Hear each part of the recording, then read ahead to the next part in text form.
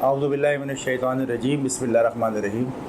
मैं एडवोकेट इमरान अज़ीज़ और Karachi bar association में एज ए जॉइंट सेक्रेटरी में अपनी खिदमत अंजाम दे रहा हूँ और अल्हम्दुलिल्लाह वकालत के प्रोफेशन में कई साल हो गए और हर तरह के केसेस जो है वो मैं कॉन्टेस्ट भी करता हूँ, अपनी खिदमत पेश करता हूँ और ख़ास तौर पे सिंध की सतह पे, कराची की सतह पे जितनी भी सोशल सरगर्मियाँ होती हैं, सोशल प्रॉब्लम्स होते हैं आवाम को, और ख़ास तौर पे वकीलों की जितनी भी प्रॉब्लम्स है, उनकी तकलीफ़ है, उनके साथ कोई मामला हो जाता है, उनके साथ कोई मुश्किल होती है, परेशानी होती है, कोशिश करता हूँ कि उनकी उस तकलीफ़ में, परेशानी में, मुश्किल में उनके साथ रहूँ और अपनी खिदमत पेश करता रहूँ। सर, एक वकील के किरदार को आप किस नज़र से देखते हैं? क्या ये सिर्फ पेशा है या एक समाजी फरीज़ा भी है? देखें, अच्छा सवाल किया आपने। वकालत का जो प्रोफेशन है हमारा, वो तो ज़ाहिर सी बात है प्रोफेशन ऑफ लॉर्ड है और एक वकील को क्रीम ऑफ द सोसाइटी कहा जाता है। माजी में अगर हम देखते हैं और पढ़ते हैं तो वकील तो इस तरह का प्रोफेशन था कि ये बहुत ही आला ख़ानदान के लोग हुआ करते थे।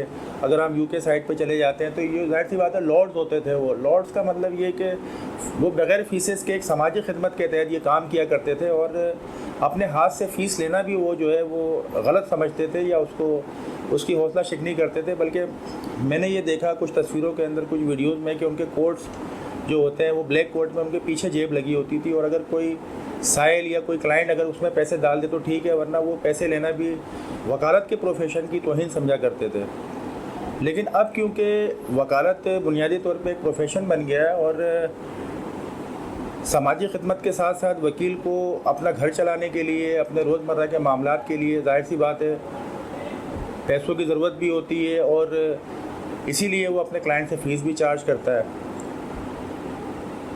देखें, आम तौर पे ये देखा गया है कि एक यंग वकील जब आता है सिटी कोर्ट में या अपने मुतल्लिका डिस्ट्रिक्ट कोर्ट के अंदर वकालत शुरू करता है तो उसको जिन मुश्किलात का सामना करना पड़ता है उसमें बड़ा मसला जो है वो फ़ीसेस के हवाले से भी होता है। क्लाइंट फ़ीसेस नहीं देते हैं।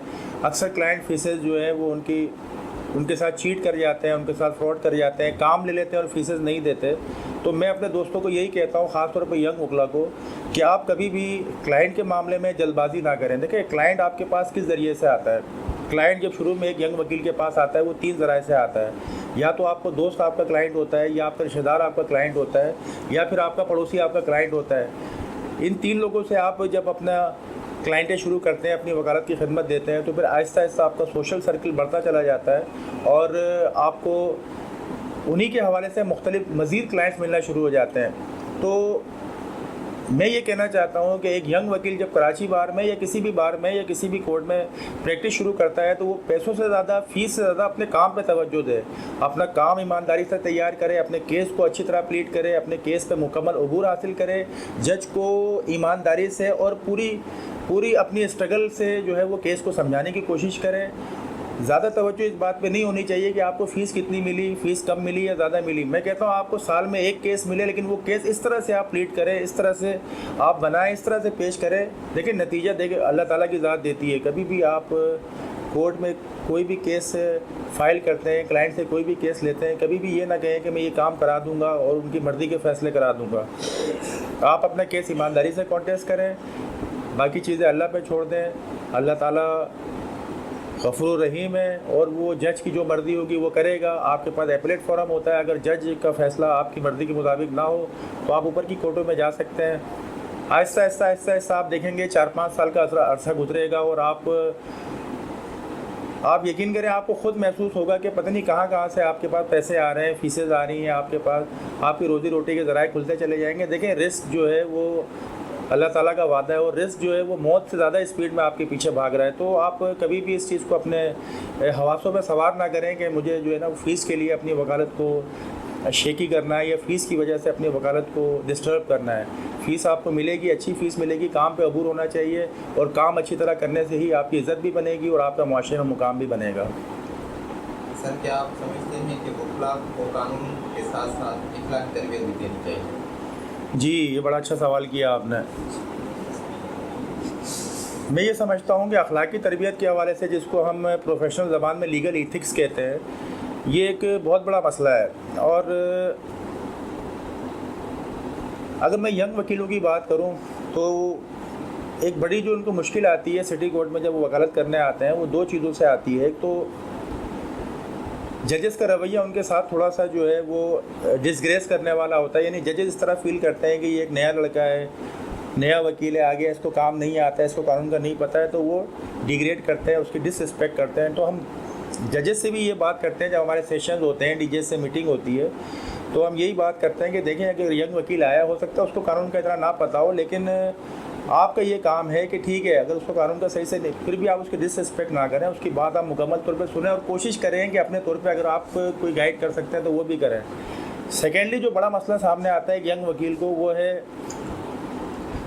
अदर साइड का जो वकील होता है, यानी मुखालिफ वकील होता है, अगर वो सीनियर है तो वो कोशिश करता है कि जूनियर वकील को जो है वो ओवर शेडो कर दे, या फिर उसका आर्गूमेंट के दौरान उस पर हंसना या उसका मजाक उड़ाना, ये भी यंग वकील बड़ा फेस करते हैं। ये सारी चीज़ें वो चीज़ें मैं आपको बता रहा हूँ जिसका मैंने ख़ुद भी सामना किया और मैं ख़ुद भी शिकार रहा। लेकिन लीगल एथिक्स क्या है? लीगल एथिक्स ये है कि वो यंग वकील ऐसे मौक़ों के ऊपर बिल्कुल भी हार्श ना हो, बिल्कुल भी अपना टेम्परामेंट लूज़ ना करे और तमाम चीज़ों को, तमाम बातों को एब्जॉर्ब करने की सलाहियत पैदा करें। देखें जितनी आप नेगेटिव चीज़ों को एब्जॉर्ब करेंगे, आप अपने काम में आगे बढ़ते चले जाएंगे, आप अपने प्रोफेशन में आगे बढ़ते चले जाएंगे, आपकी शोहरत बढ़ती चली जाएगी, आपकी इज़्ज़त बढ़ती चली जाएगी, आपका मुआशरे में मुकाम बढ़ता चले जाएगा। अमूमी तौर पे जितनी भी दुनिया में चीज़ें हैं, वो चीज़ों को एब्जॉर्ब ना करने की वजह से, यानी अपने अंदर जो है वो चीज़ों को सहने की सलाहियत पैदा ना होने की वजह से मुश्किलात पैदा होती हैं। तो एक वकील भी जब नेगेटिविटी को एब्जॉर्ब नहीं करता, नेगेटिविटी को बर्दाश्त नहीं करता, तो वो हार्श भी होता है और उसके साथ जो है वो मसाइल पैदा होते हैं कोर्ट में काम करने में। दूसरा ये है कि लीगल एथिक्स के अंदर ये भी आ जाता है कि जब हो सकता है आपकी वकालत नहीं चल रही हो सकता है आपका काम नहीं चल रहा हो, तो फिर कुछ लोग ऐसे हैं, कुछ वकला में लोग ऐसे हैं जो मुख्तलिफ मज़ीद ज़राए से कोशिश करते हैं कि आमदनी हो जाए। जिस तरह कराची बार एसोसिएशन में रहते हुए हमें मुख्तलिफ वकीलों की, मुख्तलिफ आम शहरियों की ये कंप्लेन आती है कि फ़ला वकील ने नाजायज़ तरीके से किसी के ऊपर FIR करा दी, बाद में FIR कराने के बाद कंप्रोमाइज़ के नाम पे पैसे बटोरे। लेकिन लीगल एथिक्स के अंदर हम यही वकला को कहते हैं कि, और हमारी यही कोशिश होती है कि कभी भी एक वकील को नाजायज़ तरीके से आमदनी की तरफ राग़िब ना किया जाए और कोशिश की जाए कि उसको जायज़ और हलाल तरीके से रिस्क फराम करने में मदद भी दी जाए और कोशिश की जाए कि जो उसका रिस्क है, जो अल्लाह का वादा है, वो उस तक पहुँचे और वो काम में, अपने प्रोफेशन में अबूर हासिल करके एक माशरे में एक अच्छा वकील बने, एक अच्छा शहरी बने।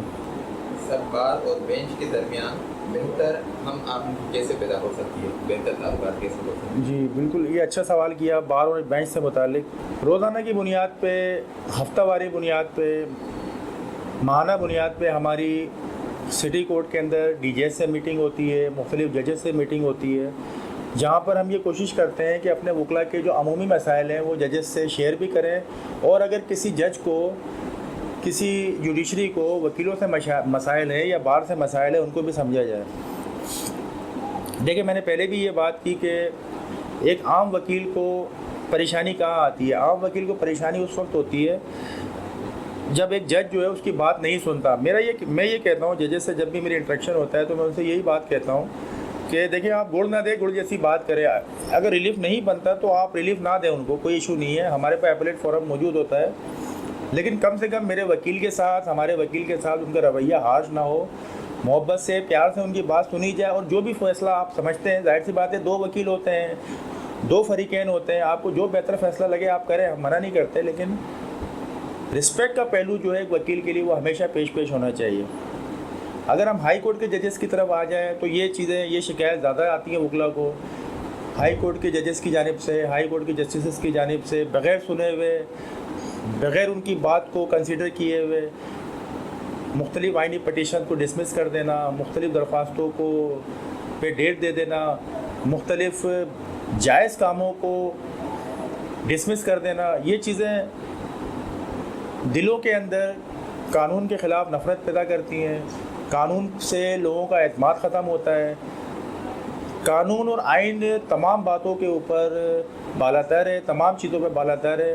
जस्टिस को अपने मूड की बुनियाद पे, अपनी पॉलिसीज़ की बुनियाद पे फैसला नहीं करना चाहिए। उनको ये चाहिए कि कोई भी दरख्वास्त, कोई भी पटिशन, कोई भी सूट अगर आपके पास फ़ाइल होता है तो आपको ये देखना चाहिए कि क्या वो मेरिट पे है, और अगर मेरिट पे बनता है तो रिलीफ देना चाहिए। मुस्तकिल तौर पे हमारी यही कोशिश है कि बार और बेंच के दरमियान एक अच्छा माहौल रहे, वकला के दरमियान, जस्टिस के दरमियान, जजेस के दरमियान एक हम आंगी रहे, काम करने का एक अच्छा माहौल हो। जाहिर सी बात है, अगर टेंशन होगी, काम के दौरान टेंशन होगी, जजेस भी परफॉर्म नहीं कर पाएंगे, वकील भी अपनी बात, अपना मुद्दा अच्छी तरह पेश नहीं कर पाएंगे। एक खुशगवार माहौल में, अच्छे माहौल में जब काम होता है तो मुआशरे के अंदर एक फ्रूटफुल रिजल्ट्स आते हैं, और कानून इंसाफ की फरहमी में कानून और इंसाफ को बताक रखने की जो चीज़ें हैं, जो बातें हैं, वो ख़त्म हो जाती हैं और मुआशरा के अच्छे ट्रैक पे चल पड़ता है। सर, बार इंतखाबात में ग्रुपबंदी, माली मुदाखलत और सियासी असर व रसूख पर आपकी क्या राय है? बिल्कुल, ये बात तो ठीक है कि बार इंतखाबात में बहुत ज़्यादा पैसा शामिल हो गया है, और मैं तो हैरान होता हूँ कि इतना लोग पैसा खर्च क्यों करते हैं। बल्कि मुझसे लोग पूछते हैं कि बार एसोसिएशन के लिए के अंदर या बार कौंसिल के अंदर ऐसा क्या है जो लोग, मैं समझता हूँ, करोड़ों रुपए खर्च करते हैं। मैं बिल्कुल भी इन पैसों की सियासत के और पैसों के अमल दखल के ख़िलाफ़ हूँ। इस तरह से वोट हासिल करना मैं समझता हूँ कि कहीं ना कहीं पे गलत है, और ठीक है, जिसके पास पैसा है वो खर्च कर रहा है, और खर्च करके भी गारंटी नहीं है कि वो जीत ही जाएगा। मैं ज़ाती तौर पे जो है वो बार सियासत के अंदर या अमूमी तौर पे कोई भी सियासत हो, अगर आप मुल्की सियासत कर रहे हैं, अगर इलाके की सियासत कर रहे हैं, खिदमत सबसे बड़ी आपकी जो है वो कन्विंसिंग पावर होनी चाहिए। अगर आपके अंदर खिदमत का जज्बा है, अगर आपके अंदर लगन है, आप काम करना चाहते हो, और लोगों के अंदर ये फीलिंग आ जाती है कि यार इमरान अजीज़ या फ़ला वकील बार एसोसिएशन की नुमाइंदगी के लिए बेहतर कैंडिडेट है, बेहतर खिदमत का जज्बा रखता है, बेहतर स्ट्रगल कर सकता है, बेहतर एनर्जी है उसके अंदर, तो ऐसे ही लोगों को बार एसोसिएशन की नुमाइंदगी के लिए चुनना भी चाहिए, और कोशिश करनी चाहिए कि ऐसे ही लोगों को आगे बढ़ाया जाए। लसानी बुनियाद पे, या आपने कहा कि सियासी बुनियाद पे, देखिए कराची बार एसोसिएशन में किसी भी मेजर सीट पे कोई भी बंदा सियासी बुनियादों पे नहीं जीत सकता। अगर आप एक पॉलिटिकल पार्टी से ताल्लुक़ रखते हैं तो होता ये है कि दीगर जो सियासी पार्टीज़ के लोग होते हैं आपको सिर्फ इस वजह से वोट नहीं देते कि यार इस शख्स का फ़ला सियासी पार्टी से ताल्लुक़ है। तो मैंने तो अपनी सियासी ज़िंदगी के अंदर यही फ़ील किया है कि एक सियासी बैकग्राउंड रखने वाला वकील जब कराची बार एसोसिएशन में या फिर हाई कोर्ट बार में या सिंध बार कौंसिल में सियासत के लिए आता है, इलेक्शन कॉन्टेस्ट करता है, तो उसको अक्सर औकात नाकामी का सामना करना पड़ता है। तो मैं तो आमतौर पर यही वकीलों को कहता हूँ कि जो भी खिदमत के जज्बे से सरशार हैं, जो काम करना चाहते हैं, जो टाइम दे सकते हैं, अपनी वकालत को छोड़ सकते हैं, अपने घर को छोड़ सकते हैं, अपनी सोशल लाइफ को, दोस्तों को छोड़ सकते हैं, वही बार सियासत के अंदर आएँ, क्योंकि अब बार सियासत का माहौल बिल्कुल चेंज हो गया है। अब आपको स्ट्रगल करनी पड़ेगी, अब आपको एनर्जी लेवल को हाई करना ही पड़ेगा। और अगर खिदमत का जज्बा आपके अंदर हुआ, अगर आप वकीलों के लिए अपने टाइम को, वक्त को, फैमिली लाइफ को, सोशल लाइफ को, दोस्तों को छोड़ सकते हैं एक वकील के लिए, तभी आप बार एसोसिएशन की नुमाइंदगी कर पाएंगे। और अब वकील समझदार हो गया, वकील ऐसे ही लोगों को चुनेगा जिन्होंने अपने आप को प्रूफ किया है, और जिनके अंदर खिदमत का जज्बा लोगों के अंदर नज़र आया है, कि लोगों ने कहा है कि नहीं यार इस वकील में खिदमत का जज्बा है और ये हमारे लिए काम करने की सलाहियत रखता है। सर, लास्ट क्वेश्चन, क्या बार सियासत का निज़ाम मेरिट पर मबनी है या असर व रसूख ज़्यादा अहम होता है? नहीं, अब हालात चेंज हो गए कामरान साहब। अब हालात ये हैं कि अब असर रसूख नहीं चलेगा बार सियासत के अंदर, बार पॉलिटिक्स में अब असर रसूख की कोई वैल्यू नहीं है। इसकी मिसाल मैं आपके सामने बैठा हुआ हूँ, मेरा कोई बैकग्राउंड नहीं है, ना वकालत का, ना सियासत का, ना मेरा बाप वकील था, ना मेरे ख़ानदान में कोई था, मैं आया, कराची बार एसोसिएशन में वकालत का आगाज़ किया, सियासत का आगाज़ किया, एक छोटे बैकग्राउंड से आया, कम आमदनी वाले इलाके से ताल्लुक़ है मेरा। मैं औरंगी टाउन में रहता हूँ, आज तक औरंगी टाउन में रहता हूँ।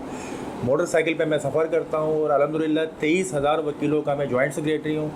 तो ये बात साबित करती है कि अगर आपके अंदर खिदमत का जज्बा है, अगर आप लोगों के लिए काम कर सकते हैं, अपने वकीलों के लिए जान मार सकते हैं, अपने वकीलों के लिए रात की नींदें ख़राब कर सकते हैं, तो भाई लोग आपको पसंद करेंगे, लोग आपको आगे लेके जाएंगे। नाकामी मिलती है बिल्कुल, मैं भी 2 दफ़ा फेल हुआ हूँ, 2 दफ़ा पास हुआ हूँ, 4 इलेक्शन कॉन्टेस्ट किए मैंने। नाकामी आएगी, लेकिन नाकामी को अपने ऊपर सवार नहीं करना है। खिदमत का अगर जज्बा आपके अंदर है तो आप तो काम करते चले जाओगे, आपको जीत मिले या हार मिले, आपको रुकना तो है नहीं। आप काम करते चले जाओगे, काम करते चले जाओगे, जीत भी आएगी, हार भी आएगी, मुस्तकिल एक सिलसिला चलता रहेगा। ये ज़िंदगी का असूल है। और मैं अल्लाह ताला से यही दुआ करता हूँ कि अल्लाह ताला मुझे इस्तकामत दे, मेरे अंदर जो एनर्जी है वो बरकरार रहे, क्योंकि सबसे बड़ी चीज़ कंसिस्टेंसी है। अगर आपके अंदर कंसिस्टेंसी रहती है, इस्तकामत रहती है, तो आप आगे बढ़ते चले जाते हो। सेहत, इस्तकामत, ये अल्लाह ताला की बड़ी नेमत होती है, और अगर ये नेमतें आपके पास हैं तो आपको आगे बढ़ने से कोई नहीं रोक सकता।